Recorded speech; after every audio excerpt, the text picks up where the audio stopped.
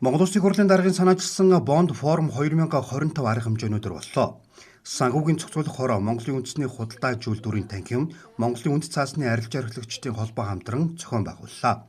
Сүүлийн жилүүдэд хөрөнгөний зах зээлд өсөлтүүд гарч зах зээлийн үнэлгээ үндэс цаасны арилжаа идэвхжиж, хөрөнгө оруулагч, үндэс цаас гаргагч, зах зээлийн оролцогчдын идэвх сонирхол нэмэгдэж, санхүүгийн шинэ бүтээгдэхүүний тоо өссөн байна.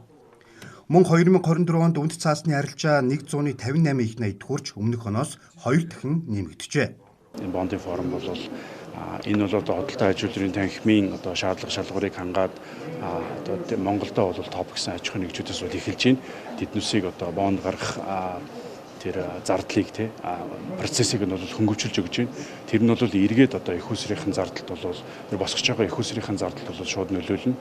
Тэр нь бол юу гэдэг банкны зээлийн хүүгээс бол арай бага. Гэхдээ хадгаламжийн хүүтэй дүүцгүүц хадгаламжийн хүүгээс арай илүү байх юм давуу талууд үүсэж байгаа. Тэрний үр дүнд нь бол зээлийн хүн дээр ирэх тэр дарамтыг бол бууруулна гэсэн үг. За хамгийн чухал зүйл нь юу вэ гэхээр зэрэг зохицуулах хороо зохицуулагч байгууллага улсын их хурл гэдэг энэ хууль эрх зүйн орчиндөө хандаад өөрчлөлт оруулаад энэ дүрм журмдаа ингээд зэгслээд ингээд явж байгаа ч гэсэн нөгөө талдаа бол энэ бондыг худалдаж авах энэ хөрөнгө оруулагчид бол их чухал. Манай улсын хувьд анхны компани бондо 2001 онд гарч байсан түүхтэй.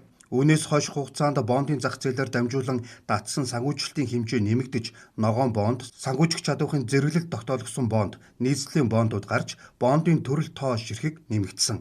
Гэхдээ анхаарах ёстой асуудлууд байгаа гэдгийг оролцогчдын төлөөлөл хэлж байлаа. Энийний хажуугаар бас жоохон засаж залруулах бусад эдийн засаг хөгжсөн эдийн засагтай улсуудтай харьцуулахад бонд маань Монголд арай богино хугацаатай гараад байгаа. За хамгийн уртастай 24 сарын хугацаатай бонд гарч ийн. За мэдээж орон нутгийн бонд, засгийн газрын бонд гэдэг юм уу эднэр бол мэдээж хугацаа уртастай гарч байгаа. Гэхдээ компанийн хувьд бол хамгийн уртастай 24 сарын хугацаатай гарч байгаа. Тэгэхээр энэ бол мэдээж эрэг тухайн шинээр төсөл хөтөлбөр хэрэгжүүлж байгаа юу гэдэг хүнд үйлдвэрлэлийн салбар, дэд бүтцийн салбаруудад бол мэдээж эрэг жоохон хүндрэлтэй байгаа. Гэхдээ мэдээж энийг ингээд дахиад бондын иргэн төлөлтийн ч гэсэн дараагийн удаа дахиж ингээд санхүүжилт олгоод ч юм уу явах юм боломжтой байдаг. Тэгэхээр энэ ингээд цаашдаа бас хөгжинэ гэж найдаж байна.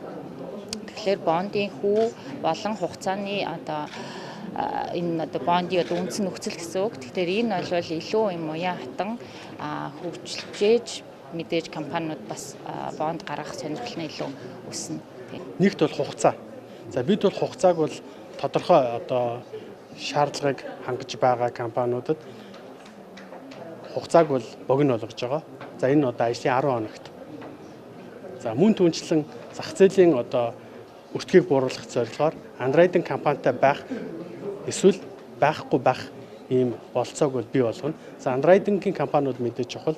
Гэхдээ бас өртөг бол нэмэгдээд явдаг. За энэ хүрээнд бол андроидын компанигүйгээр явах болцоог бас тодорхой үнийн дүн хугацаан дээр бас хөрөнгөний биржийн зүгээс бол боловсруулж төсөлд оруулахаар бэлтгэж байна.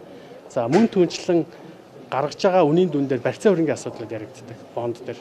За барьцаа хөрөнгийг тодорхой үнийн дүн хугацаанаас хамаарат барьцаа хөрөнгө шаардлагагүйгээр бас бонд гарах болцоог бас бүрдүүлэхээр ажиллаж байна. Зарим оролцогчид банкны шалгуураар санхүүжилтийн өртөг өсөж байгаа энэ цаг үед зээлийн санхүүжилтийг орлох хөлбөр нь бонд гаргах явдал гэдгийг тодтогсон.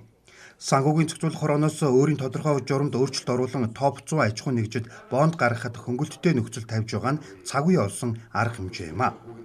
Бонд форум 2025 он Монгол улсын хөрөнгөний зах зээлийг хөгжүүлэх эдийн засгийн доктортой өсөлтөнд үнэтэй хувь нэмэр оруулсан арга хэмжээ гэдгийг салбарын төлөөлөл үзэж байсан юм а.